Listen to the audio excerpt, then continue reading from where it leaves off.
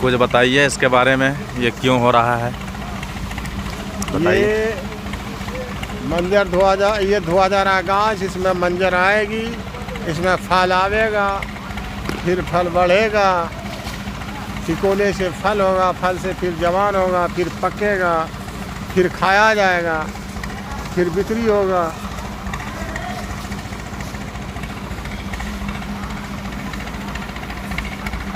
हाँ है तो फूलन कतरी बना झलक रहा है ना।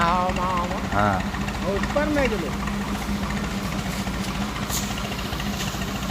वही सब झरक करके गिर गया है, ये बीच में है ये तो।